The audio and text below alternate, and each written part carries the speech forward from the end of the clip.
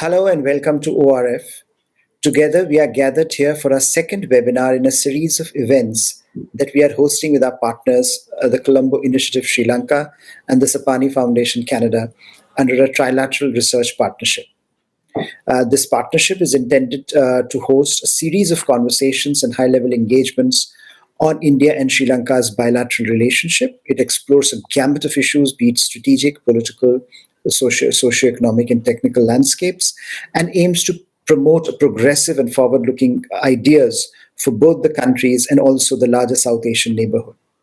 This event, Reviving the Jaffna Peninsula as a Regional Economic Hub, intends to explore the opportunities available to promote the economic revival of the Jaffna Peninsula in northern Sri Lanka that has undergone a set of changes since the three-decade-old war came to an end. While socio-economic development is evident, there's much that can be done and that needs to be done. There is much scope and room for additional development, for additional investments, for bringing various stakeholders on board. And today, this conversation is about exploring those opportunities for an economic revival from the perspective of Indian and Sri Lankan governments, from the perspective of civil societies, from the perspective of private players and investors, and from the perspective of various stakeholders that will shape up the trajectory, that can possibly shape the trajectory as Jaffna emerges and comes into its own as a regional economic hub. So let me now introduce and welcome Deshan De Silva, who is the director of Colombo Initiative, who will be taking this conversation forward from his end. Deshan, over to you. Yeah. Thank you, Harsh. On behalf of Colombo Initiative, allow me to once again welcome all the distinguished speakers and all others joining us this afternoon. My name is Deshan De Silva. I'm a director at Colombo Initiative. First, let me thank the Observer Research Foundation and Sapani Foundation for supporting this collaboration. We are extremely excited about the plans we have made for this year. We look forward to working with leaders from all sectors on matters important to our bilateral ties. At this time, I would like to introduce our keynote speaker for this event on reviving the Jaffna Peninsula as a regional economic hub. We are extremely honored to have Honorable M.A. Sumandaran join us as the keynote speaker for this event. Since 2010, Mr. Sumandaran has been a member of parliament from the Ilangai Tamil Arisakatchi party representing the Jaffna district in northern Sri Lanka, who is also one of Sri Lanka's top human rights and constitutional lawyers. Mr. Sumandaran is from the Vadamarachi region of Jaffna Peninsula. He was educated at Royal College Colombo and joined the University of Madras, graduating with a bachelor's degree in physics. He then proceeded to Sri Lanka Law College, qualifying as an advocate, and was called to the bar in 1991, after which he started practicing law in Colombo. He has appeared in civil litigation cases in the Supreme Court, Court of Appeal, Commercial High Court, and District Courts. Mr. Sumandaran received an LLM degree in Internet and Electronic Law from Monash University in 2001 and was made a President's Counsel in 2017. Mr. Sumandaran, while thanking you once again for taking the time to join us today, now I invite you to deliver your keynote address.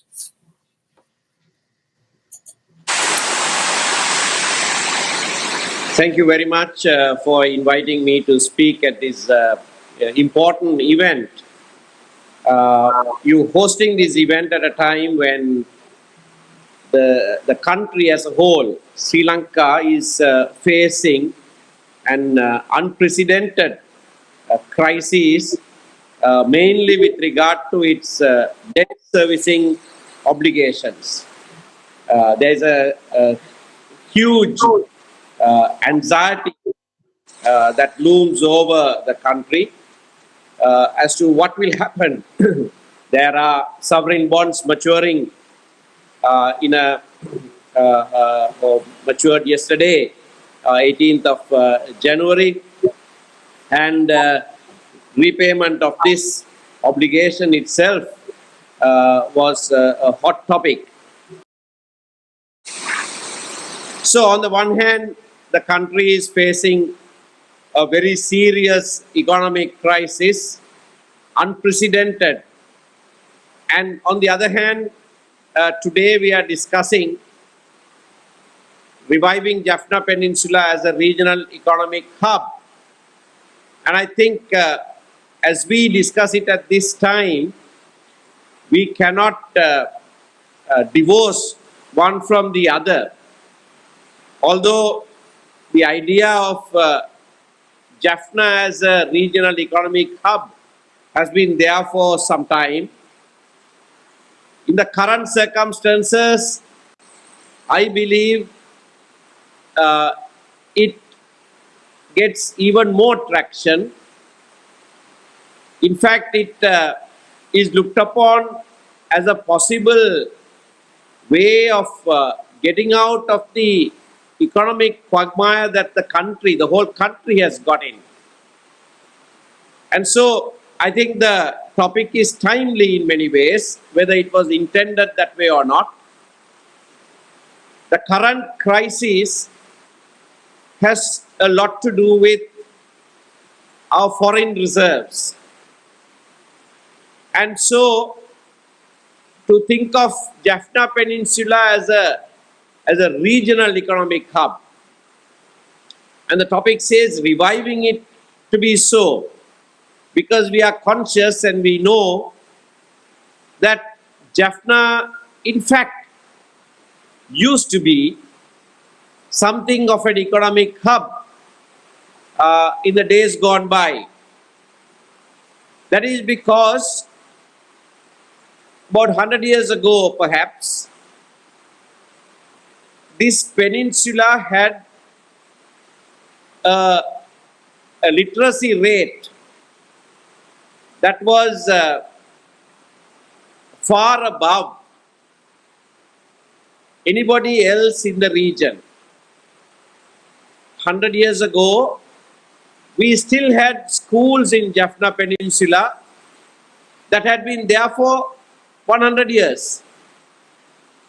We have many schools in Jaffna Peninsula today that have celebrated 200 years of their existence in the last few years. So that gives an indication of the literacy levels that we boasted 100 years ago, or maybe even 50 years ago. The wartime losses have been enormous. And one of the things that it has affected mostly is education. But nevertheless, Jaffna as an icon of educational excellence can be revived because it has the infrastructure for it. It has its people who may not be living in Jaffna physically just now, but have migrated to various parts of the world and have done very well in their fields of study. And so in many parts of the world, we have people proudly proclaiming that they are from Jaffna, who in the field of science, mainly in medicine, in engineering, and researchers in various other fields, and also in the arts, have really shown and excelled. And reviving Jaffna as a regional economic hub, if it is put into practice in the right way, it will immediately attract all of that human capital that have now gone to many parts of the world.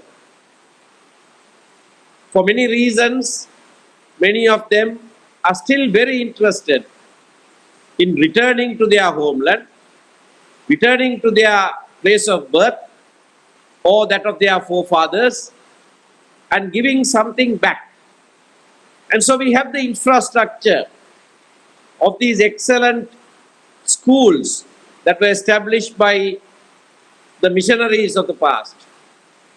And their standards were maintained even when they were taken over by the state 60 years ago. Jaffna, being very proud of its educational heritage, somehow managed to maintain those standards. As I said, the war years, it has seen a lot of decline, yet the potential is still very much there. The other is its accessibility to the region. Jaffna is only a few kilometers away from the Indian coast. And so, in the years past, there was trade. You could call it informal, you could call it smuggling even, but there was trade. I myself can remember when I was a child, ladies from our families going to certain parts of the Jaffna Peninsula to buy silk saris from India. It was well known that those had been smuggled in, but that trade went on unhindered, and that is because of the physical proximity to the Indian coast. Now, we have started a project and even opened the Palali airport to be a regional airport, an international airport for the region. That was done also with a view to reviving Jaffna as an economic, regional economic hub. COVID-19, unfortunately, has hindered progress and even retarded progress on many fronts. And the airport project, the Talamanna ferry that is outside the Jaffna Peninsula, yet very close to it, and the Kage Santura ferry service have all got delayed. Palali airport ought to recommence very soon. And there is already an idea that if we go ahead with these issues, if we go ahead with these plans, put them into practice, if we implement those plans, then the region will see Jaffna as a place where economic activity can be commenced and sustained with success because of its the potential that it has, English speaking, but just not only that, Tamil speaking. For Tamil Nadu to be so close, it's a language affinity plays an important role in that particular region. And so Jaffna can become like a gateway, or the gateway into India through Tamil Nadu is a very real possibility. And then the whole of South Asia, a regional economic hub, will be a place where others will feel confident to start economic activity.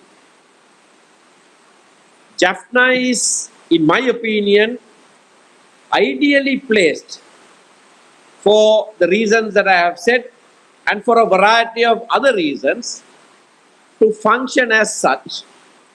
And if the right incentives are granted, if the right encouragement is given with a policy to make Jaffna Peninsula in Sri Lanka as a special economic zone in which the South Asian region can have their economic activity, and not just the South Asian region, even from the Far East or from Africa, it's accessible.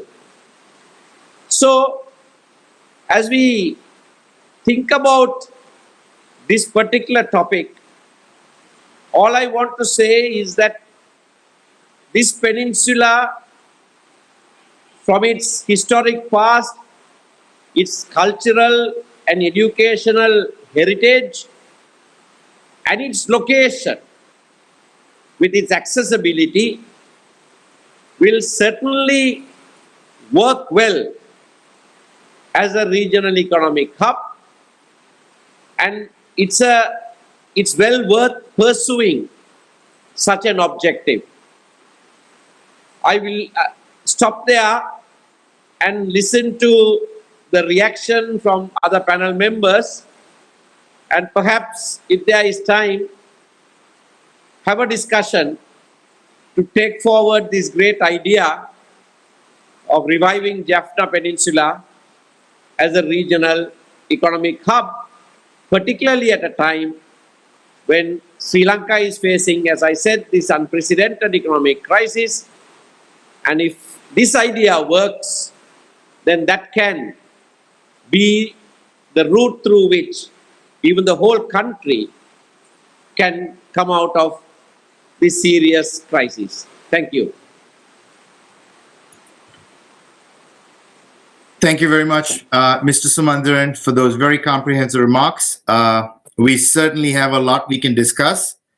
To conduct the rest of the proceedings, I would like to invite the moderator for this event, Vinitha Ravi.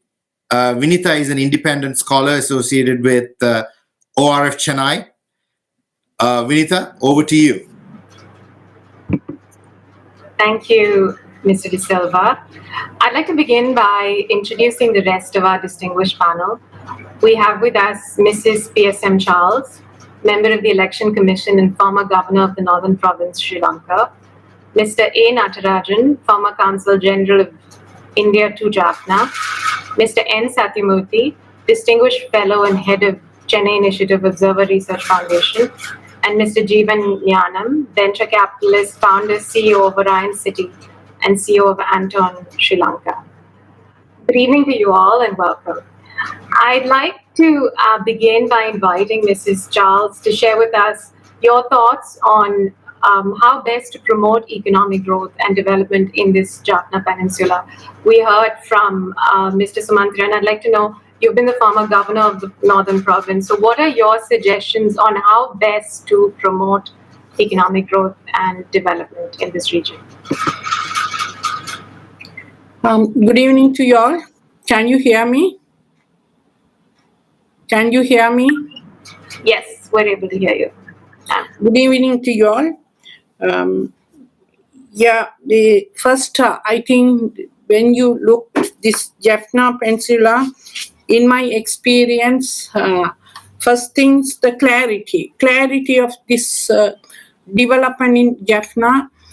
I hope we need to think about how we are going to develop, what we are going to do there, where we are going to do, and who is going to do that, with whom we are going to do, when we are going to do. This clarity is very important too when we talk about this region, the economic revival in Jaffna Peninsula, because in my experience, when we were talking about the development, we faced a lot of resistance from the local community because the people want their input in every development.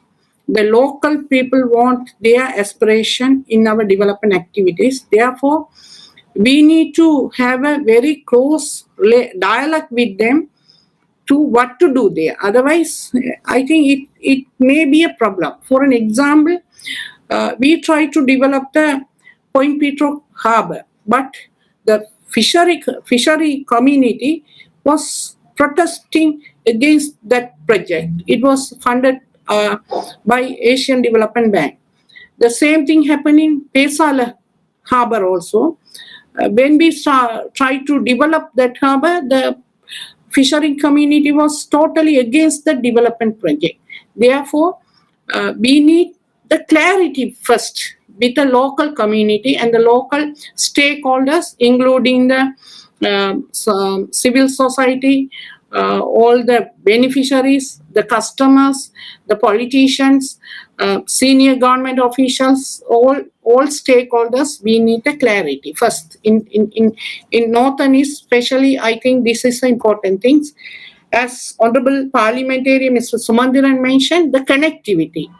In detail, this connectivity is, I look three ways. One is the connecting the Jaffna region with regionally, second internationally and nationally, because when you travel from Colombo, it's almost taking 9 hours. It's very far from, for tourists or the investors or whoever going from Colombo to Jaffna by route. It's so difficult, and it's not connected with other part of Sri Lanka. For an example, even from east part or the upcountry, it's so difficult for the people to travel to northern province. Therefore, we need to look the connectivity very carefully. As Honorable Parliamentarian told, this rehabilitation of Palali Airport, rehabilitation of Kangesanthura Harbour, and the ferry service of Mannar, Talamannar, these all need to be start quickly. And the Palali Airport, I think it was the international airport 60 years ago. Now we had to start this to do the connectivity. That is very important, because the most of the people from Jaffna and Northern Province living other countries, they need to fly to Katunayaka, and they have to travel from Colombo to north by route. This is very important. The second thing is connectivity. When we look these two things, I think basic things can be achieved by in our operation. After that, there are many things we can look, because these industries which was before Civil War, we need to restart the industries, especially the chemical factory in Parantan, cement factory in KKS, Salton in Elephant Pass, and Otisutan, there's a tile factory. These should be immediately, we had to restart, because this was giving a job opportunity for many people and giving the economic benefit for the people. And we need to restart all these industries, and it's a proud for the Northern Province. It has the dignity for our province as well.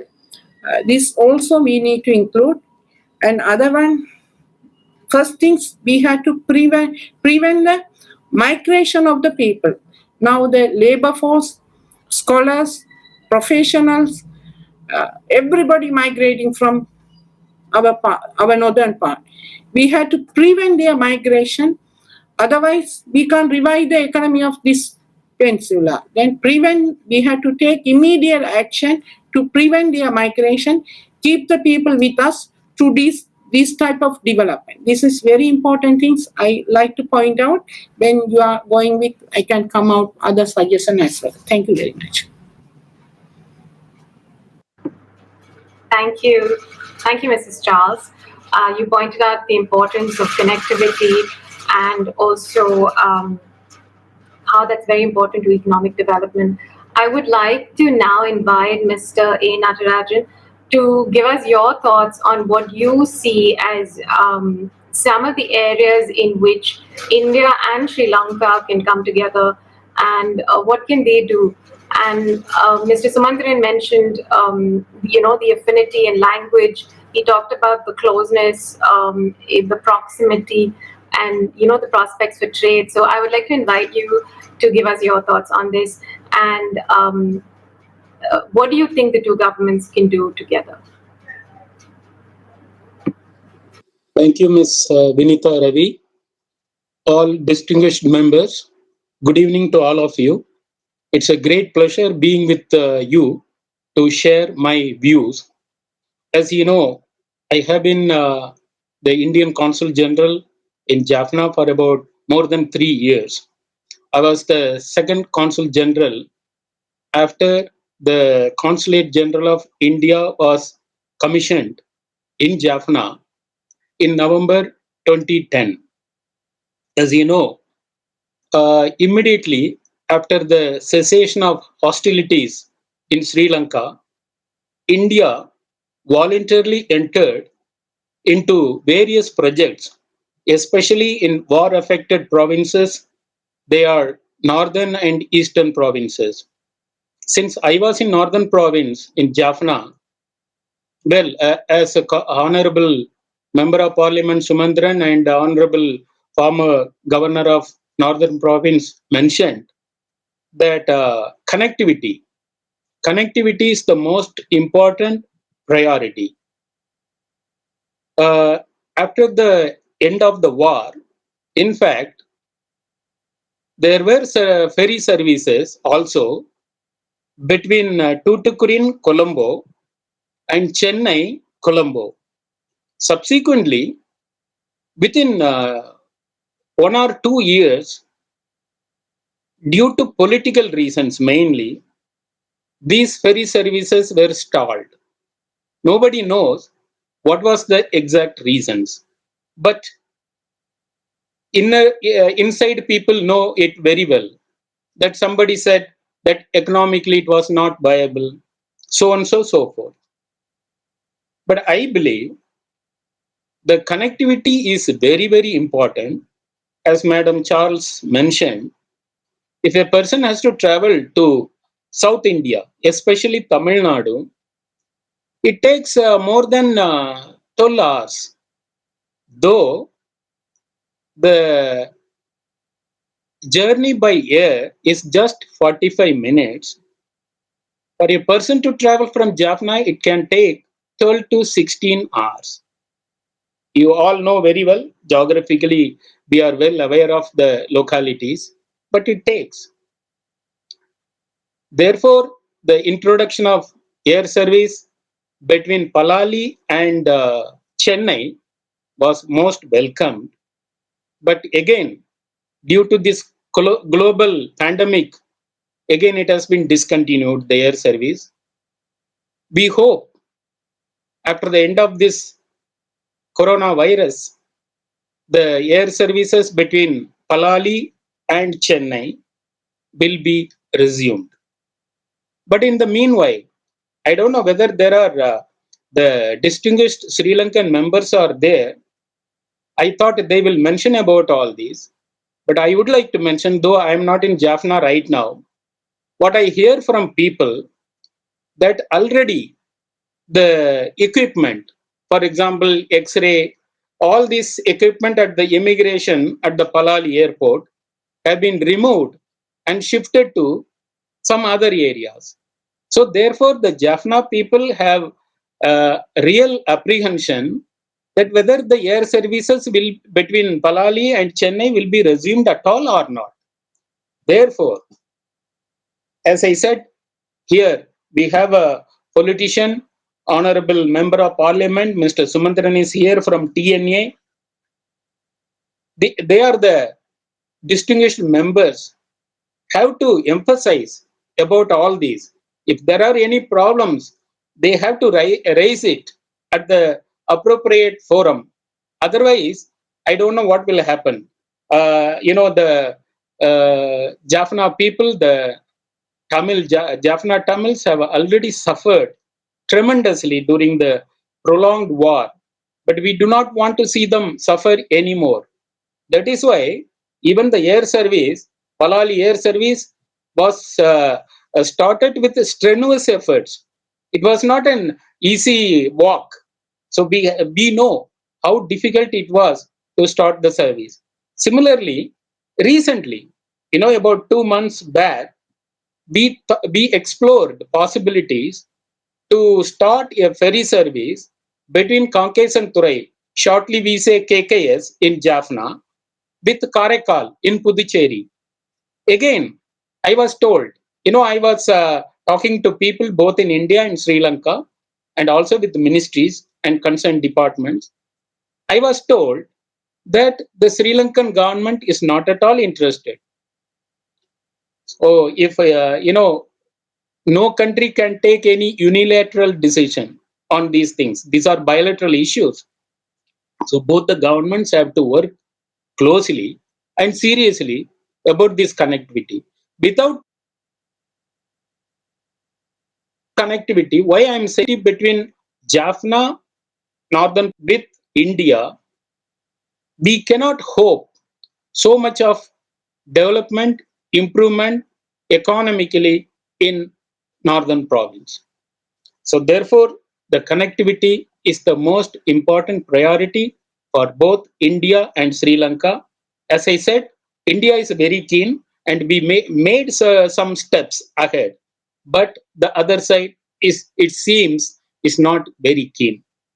Well, ladies and gentlemen, immediately after the war, we also established an industrial park in the suburban of Jaffna called Achuveli. There is a place called Achuveli.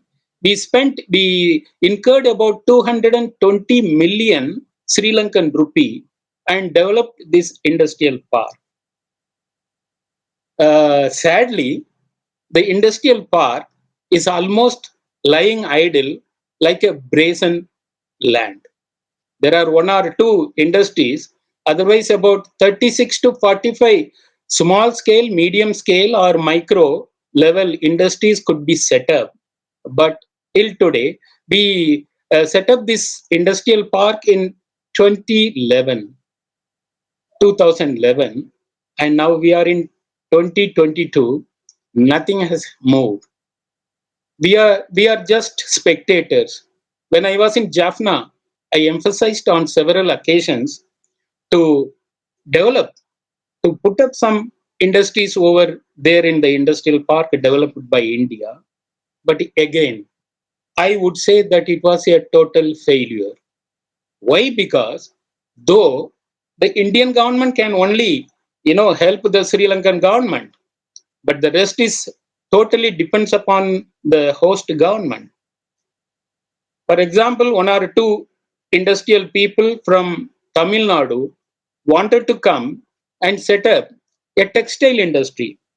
So we approached the Bureau of Investment, BOI of Sri Lanka. The amount they charge as a rental charge is enormous.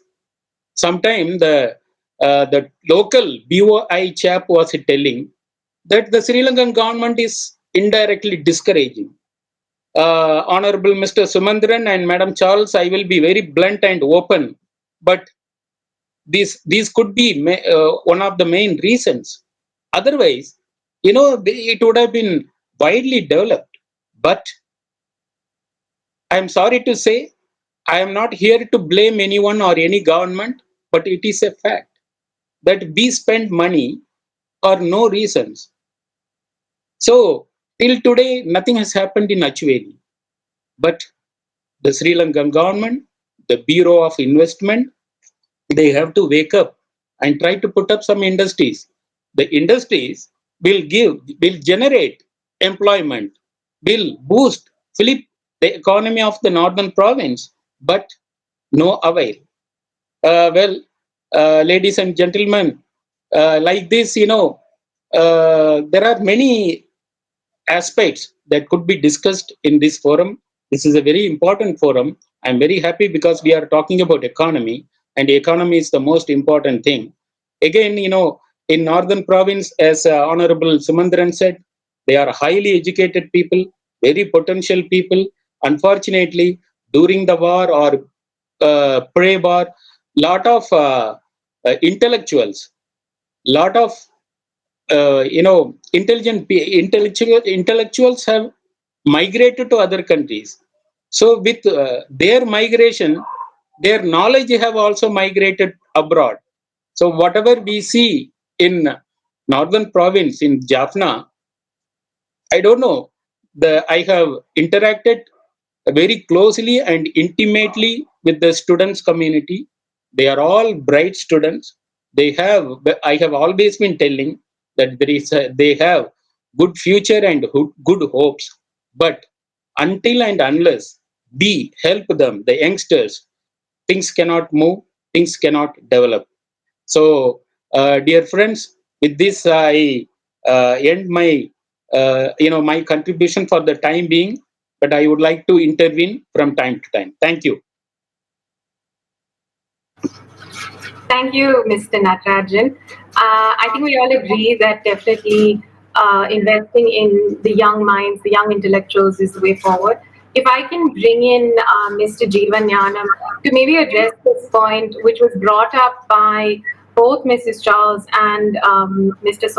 Charles and Mr. Sumandiran, as well as A. Natarajan, about the youth. How do we bring in more youth participation? Mr. Sumantran mentioned that Jaffna used to be this icon of educational excellence. People who have left this region have gone on to achieve great things in their respective fields, as well as Mrs. Charles mentioning that, there's a lot of migration from this region. So what do you see as the ways in which to bring back youth participation to this region? How do you attract these young intellectuals who are doing extremely well in other parts of the world? How do you attract them back to this region to make it, to revive this region?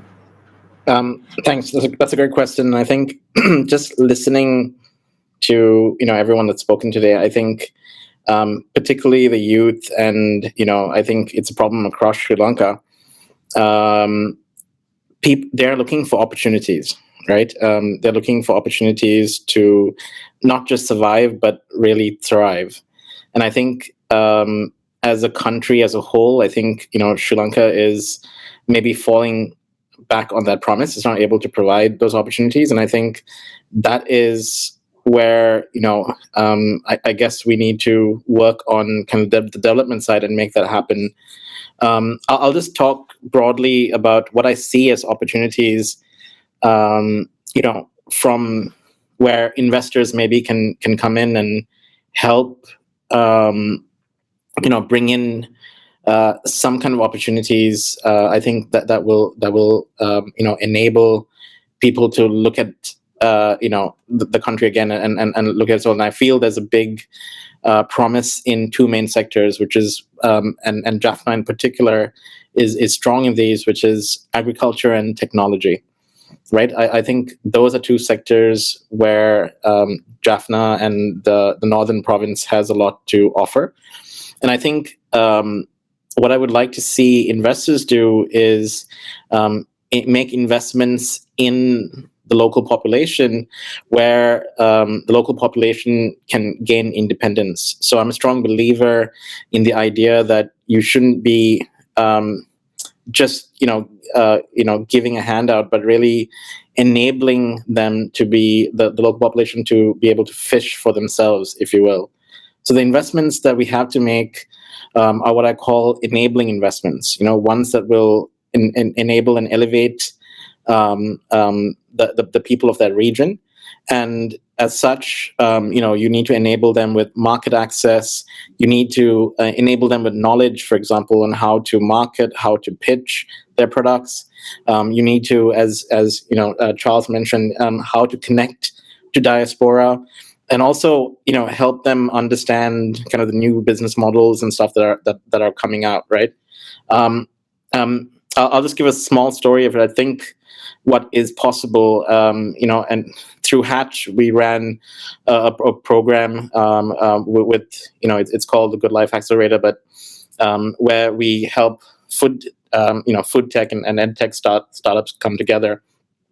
And there was this girl from Jaffna who wanted to start a business, but she didn't know how to go about doing so. And when she came in, she couldn't really, pitch, present herself, etc. And what we were able to do in a reasonably short period of time, so it was a 6-month program, we were able to take her product, which was basically Palmyra based, a product. She creates bags, etc. out of them, value added, which I think is great. Again, something we need to touch on.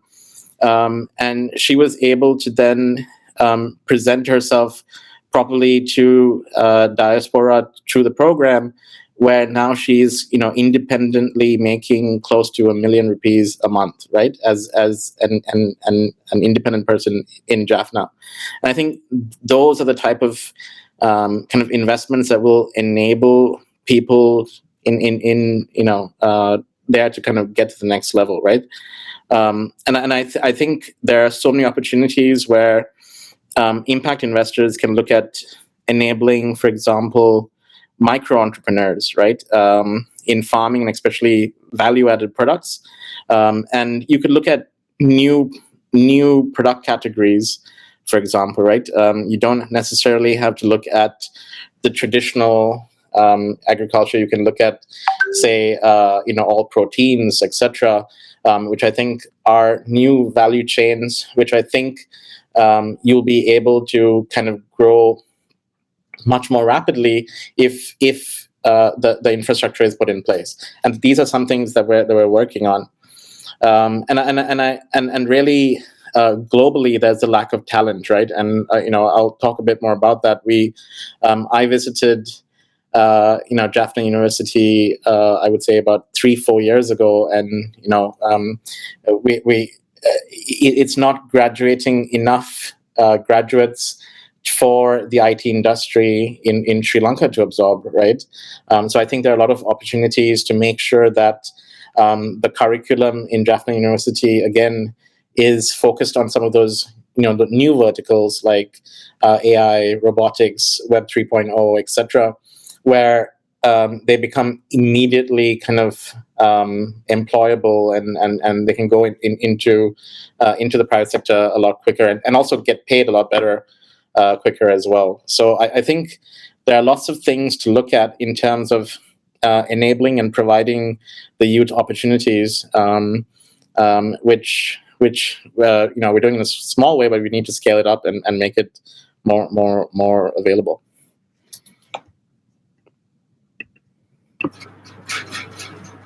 Thank you. Thank you, Mr. Nyanam, for that. I think I'd like to bring in Mr. N. Satyamurthy now. Taking off from what Mr. Nyanam said, that it's important to sort of leverage on the existing sectors, on the existing natural resources that exist in the region, so to focus on agriculture. I'd like to ask you, you have been a long-time observer of this region. What do you see as the areas, the specific challenges of this region that need to be addressed when looking at economic development? I think connectivity is one of the issues that other speakers highlighted. I would also add to that the likelihood and the possibility of reviving the boat mail connection over the medium term from Chennai to Colombo via Rameswaram and Talaimanna. One thing about the previous ferry service was it was not economical, and two, it connected only Colombo to Chennai and Tuticorin, not Jaffna. So we have to revive the KKS harbour and do that linkage between Tuticorin or Nagapattinam and Jaffna. If we have to revive Jaffna as a focus, maybe it will also still look ambitious, but can we look at reviving the idea of a sea bridge that will connect not only Jaffna but the entire Sri Lanka to the whole of Eurasia in a way? That may be a little too ambitious, it is politically sensitive, but we should be looking at it over the long term. Two, about from what Mr. Jeevan said about the aspirations and jobs, which others also touched upon. The problem is basically with the Sri Lankan kind of education that doesn't produce enough technocrats. And the ratio between A level, those who pass A level, and those who get university admission is far below even national requirement. With the result, the aspirants not only Tamils, even those from the south, Sikalas, they travel outside the country for higher studies. Most of them don't return. Of course, Sri Lanka Tamils have another problem of wartime migration, who took political asylum, foreign this thing, citizenship. So that's an issue. But for creating that kind of job opportunities in the present day, like ITA and other things, you need that kind of technocrats. That kind of education is not being given there. This has to be done over the medium term. Yes, or the short term, as Ms. Charles said,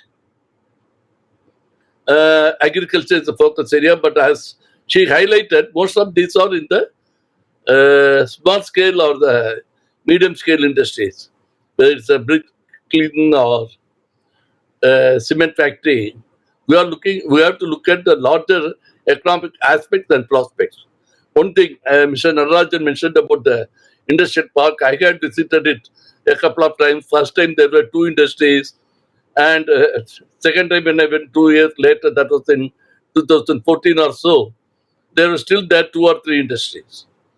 And he also mentioned textile industry and Jaffna, as we know, going by Sri Lankan government figures at the end of the war, the north and the east Tamils, there were about 90,000 war widows by official figures. Can we provide them with employment? For a simple reason, many of these women are also heading women-headed families and family incomes. One way to do is to start off knitting or hosiery industry that is placed in Tirupur in Tamil Nadu, and they get a lot of labor from outside Tamil Nadu, particularly from India's northeast and east, etc. Can some of them be encouraged and facilitated to set up shop in Jaffna, because that can give them a lot of jobs for the local women whose educational qualification cannot be improved from today. Maybe the younger generation can get education. But again, for this, the two governments have to interact. There should be some sincerity on the part from across the Park Strait, so that something can be done out of it. There are a lot of other industries that are based not only in Tamil Nadu, from across India, that could be have a base in Jaffna or in other areas of Sri Lanka also, that can create jobs for people who have the A-level qualification, etc., etc. But the problem there is addressing the aspirations of the youth, particularly in Tamil areas, because they have a cousin, they have a friend's friend who is already well settled across somewhere in Europe or Canada or Australia. And that aspirational issue has been tackled locally, and that will create a lot of job opportunities. And without that, investors are not going to come. 2, the same applies to the diaspora. For the past 11, 12 years after the war, how many of them really intended to invest there in Jaffna? They visit Jaffna, they talk about the political aspects of the post-ethnic reconciliation, post-war reconciliation from wherever they are. But I don't see anyone even attempting to put in their money in Jaffna. With that, I close my introductory remarks. Thank you. Thank you, Mr. Satyamurthy. If I can bring back Mr. Sumandiran, if you could share some of your thoughts on the panelist remarks. Maybe go to a different panelist with a question, Vinita, and maybe Mr. Sumandaran can rejoin. Ms. Vinita, can I come in with my reaction to what Mr. Jnanam and Mr. Satyamurthy said? Yes, If Mr. it is okay for you? Yeah, that's fine. You can go ahead. Okay, thank you. Thank you. Honorable Mr. Satyamurthy said something about the diaspora. Of course, the diaspora members, there are in many countries, especially in Europe, Australia, and US. They are very rich and want to invest in Sri Lanka, especially in war-affected areas, both in northern and eastern provinces. But again, as I said before, there are obstacles from the Sri Lankan government side. This may be little sensitive issue, but it is a fact that many diaspora members who are in touch with me, they want to invest in north and east, but for the reasons, many of them even don't know, not sure whether they can enter the Sri Lankan territories, because one or two people, the rich people, who can afford, they came, they were, arrested at the Kattunayake Colombo airport itself on some suspicions or due to the, the previous situation, what they have done. So many members are very, very reluctant to come in, and they have no confidence about the Sri Lankan government also. They are not very sure whether they can come and invest, whether it is secured or not. This is one of the main reasons why there is no investment from the diaspora members. Secondly, as Mr. Nyanam said about the investment in northern province and developing the economy. See, from India, during my period, that is from 2015 up to 2018. Before that, I want to say that from the year 2010, every year in January, an international trade fair is being held in Jaffna in January. So this year also, from 21st to 23rd, there will be international trade fair. During my period, I made sure that business community from India comes and participate in this trade fair.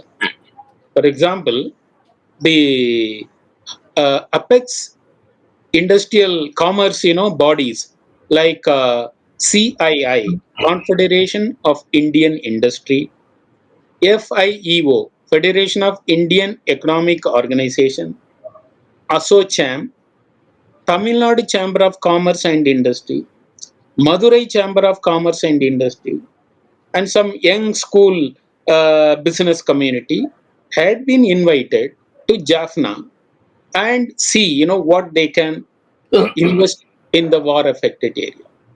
Almost 3-4 years they had come continuously. Not small numbers.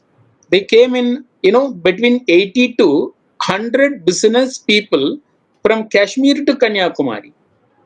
Some people had come from Kashmir also. Some people, business people, had come from Tamil Nadu also.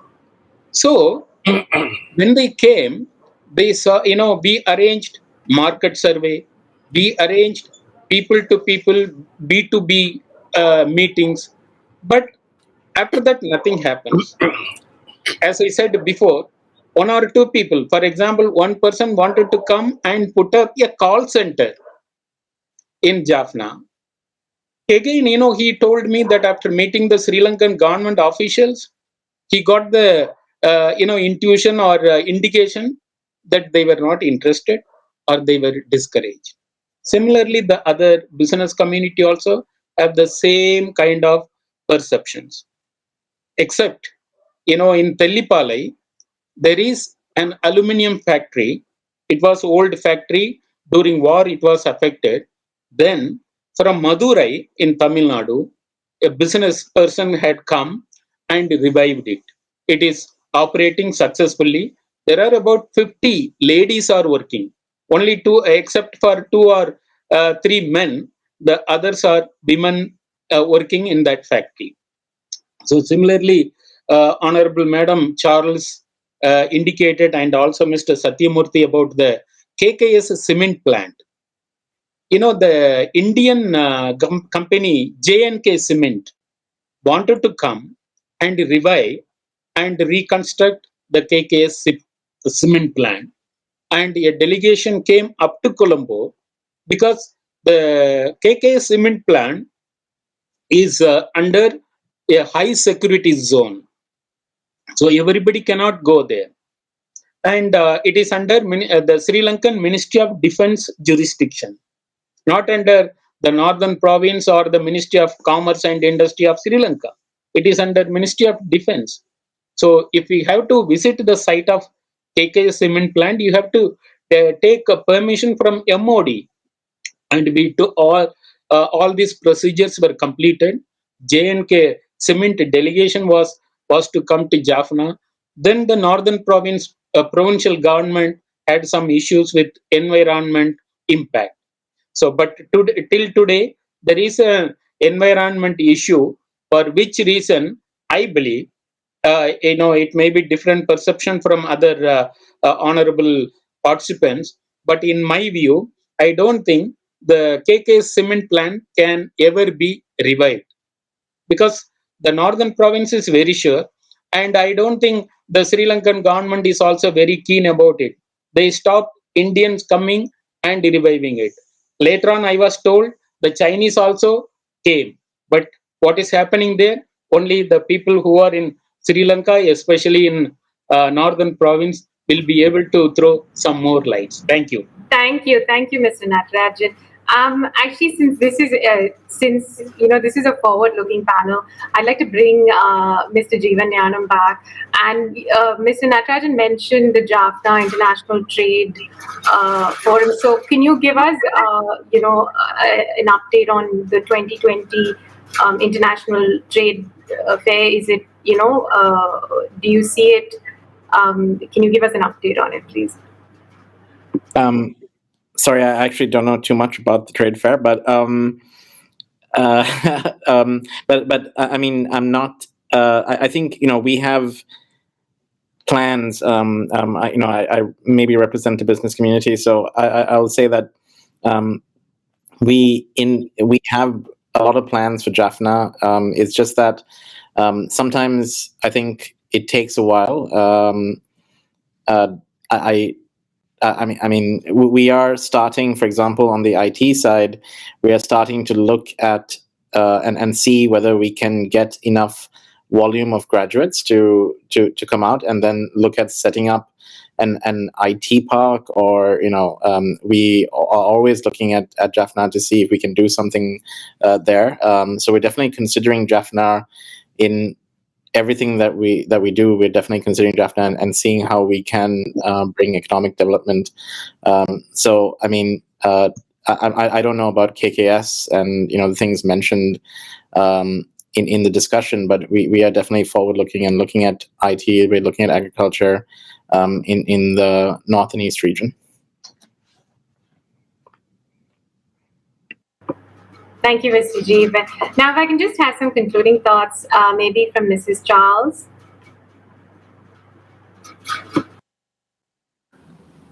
Yeah, thank you for the time, actually. Once again, to we go with these ideas which was mentioned by the honorable participants. I also agree with this investors unable to access in Sri Lanka, because the main things ease of doing business and trade facilitation. These are the two international grading in Sri Lanka is very low, because ease of doing business, where it is facilitating the investors to come to Sri Lanka, where Sri Lanka is in a very low grade, and the trade facilitation. These are the two commitments India and Sri Lanka need to do it very carefully. We were working with, when I was the DG Customs, we were working with World Trade Organization and the World Bank to promote these two things, where it can be facilitate all international investors to come to Sri Lanka. That should be carefully look into that. We have to work, because this is one of my personal experience, because my cousin, who is holding a very good position in Australia, wanted to come and invest in Sri Lanka. He applied for the dual citizen and he came 4 times to Sri Lanka, and he registered a company and opened a bank account, and he went several government departments several times. Finally, he told, no, I am tired with your system. I can't do anything in your country. I am going back. He cancelled his dual citizen, cancelled his bank account, cancelled his company registration, went back. Because this is the problem for, as Mr. Satyamurthy told and our Honorable Consulate General told, this is the barriers for the investors, not only the diaspora, all the investors, even not in North, even in other part of Sri Lanka. I know personally, people have lot of red tapes to do something in this country. We have to iron it this. Otherwise, people can't come and do in this country, because we had to compare the regions, where the regions have given more facilities, more friendly environment. If we had to compare our country, our policies, our investment policies, our taxation, our financial facilities, we had to compare. Otherwise, why should they come to our country? We need to see that. Otherwise, there's no attraction for the investors.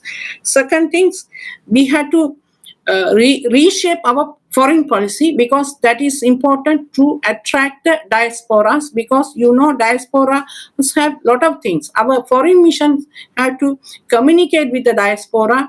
They have to have a separate unit there to attract them, to bring them to Sri Lanka. As the Consulate General told, we must build the confidence between the diaspora to bring them to invest, because they don't know really what is happening. They don't have the confidence. We have to build the confidence. We must build the link with them. Then only they can come here, because now there's a second generation, the third generation is living there. If we want to bring them, we must build the confidence with them. That is very important. Second, other one is very important.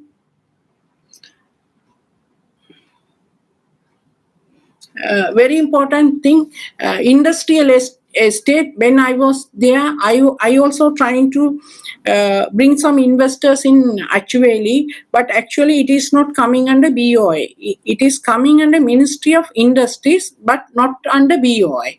But I don't know what's happening. There's no investors are coming to actually. We also trying to do that. Mainly, I think. Two things, the connectivity. Connectivity is the biggest problem, because they need to travel for long distance to bring the raw material, and they have to take the item to Colombo. That also is taking long distance, marketing facilities. I think they are comparing the cost. As everybody mentioning, if we develop the KK's harbour and Palali airport, Talamanar Pier, then we can link with India. Then there's a easy way to bring the raw material, easy way to market also. This is the main problem here in Northern Province. The connectivity is the main problem, because the investors are comparing when transporting the raw material and bringing the finished product. That's also important. These are the main things we have to look into that. And the education sector also, when you look, the 20% of the students are entering the universities. 80% of the youths are not in a position to get any education opportunities in a whole island. Then we have to look what we can offer for them. There's a big vacuum for their future. we had to promote the IT education and English education. These are the two important things we had to provide for them. Then we can develop the region with this youth with IT and the English. Thank you, Mrs. Charles, for your remarks. If I can bring back Mr. Samantiran for your thoughts on all the panelists' remarks and any concluding remarks that you might have. Thank you very much for giving me this opportunity yet again to respond to the distinguished panelists' views. In my original remarks, I spoke about the potential and the high potential that Jaffna offers to be the regional economic hub. But I'm glad that the panelists raised very real issues, the bottlenecks, the hindrances to us achieving this status as a regional economic hub. Those issues are all very real, and I'm quite aware of them. The administrative red tape, the militarized environment that still prevails in some of these key areas, the environmental issues connected to KK's cement factory, which is very real, and I don't think it can be revived as a cement factory of old because the limestone cannot be extracted anymore from that area. Connectivity issues, all of those are very, very real. My response is that if Jaffna is to be revived as a regional economic hub, there must be a policy decision to that effect by the government of Sri Lanka. That's a crucial step. There has to be a policy decision with real intent. It must be wholeheartedly done, not just lip service, but an actual intent must be seen. And if that is done, all of these other issues will be dealt with. Now, I think the real reason why none of these issues are really dealt with is that there is no intention to revive not just revive it as an economic hub, but even revive the economy of the war-torn areas. So that being the bitter truth, if we are to look at Jaffna being the regional economic hub, then there has to be a drastic change of policy, and that alone can contribute to us achieving this goal. In point of fact, that is why I mentioned the current economic state that the country is in. The country is looking everywhere for ways of getting out of this current crisis. And if the government is convinced that Jaffna actually promises to become such an economic hub, and that can be a way out for the current crisis, from the current crisis, then I suppose the government might look at it, and ease of business, all of that will be resolved. One final point about the diaspora investment. I heard the panelists talk about the potential, but also the reasons, possible reasons why they don't come to invest. There is one more factor, and that is the listing of several diaspora organizations and individuals in the diaspora under the UN terrorism list. Under the UN Convention, there is a freedom for countries to list these persons. This was done some time ago, and many of these were taken off the list in the last government. But in March last year, in a almost a reprisal action in peak, the government, after the UN Human Rights Council resolution,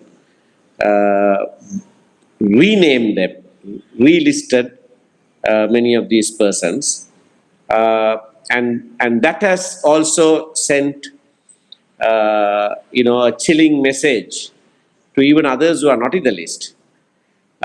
So there has to be a drastic change of policy. The armed conflict came to an end 12 years ago almost.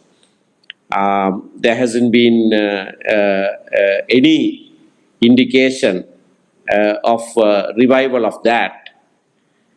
And normalizing the situation and recovery from the ravages of the war, if those are priorities for the government, then these listing diaspora organizations and members of the diaspora as terrorists must change. That must be opened. So finally we come to the point that there must be a change of heart, a change of approach from the government of Sri Lanka and no one else. If our desired goal of seeing Jaffna Peninsula being revived as a regional economic hub. Thank you. Thank you, Mr. Sumantran, for your remarks. I think that there is all-round acknowledgement that there is definitely a lot of promise for this region, that there is a lot of promise that the Jaffna Peninsula can be revived, that there can be economic development, growth and investment here. I think as well as a sobering acknowledgement that there are real issues here as well, and that there needs to be greater clarity, as Mrs. Charles said. There needs to be a greater clarity as far as the future holds. What are the areas? Who are the stakeholders? These are important questions that we need to ask. I think also, as Mr. Sumantran pointed out, there needs to be a change of policy, as well as an understanding that connectivity is a real issue here, and these are real issues that need to be addressed. But I think overall, this has been an unquestionably forward-looking panel, and there has been a lot of areas that have been highlighted that can be looked at in the future. Mr. Nyanam pointed out the important areas for investment, agriculture, technology being two of the most important areas. And I think really the most important investment that can be made, I think, in this region is in the people of Jaffna, and in education, and in really bringing about greater participation from the youth, from the women, that will eventually impact on the lives of the people who live there. So I think really looking forward, greater investment in the labor market, in the people of Jaffna, I think is the final takeaway. Thank you all for joining in, and thank you all for your experience, sharing your experience, sharing your expertise, your knowledge, your insights. Thank you very much.